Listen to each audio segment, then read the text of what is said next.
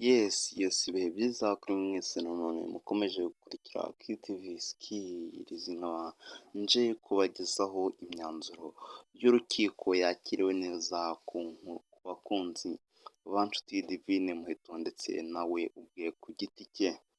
Ndabagezaho kandi n'ibya Fatakumavuta, aho we bavuze ko agomba gufungwa by'agateganyo iminsi 30 muri gereza, bitewe n'uko icyaha cye harimo byinshi bagikurikirana.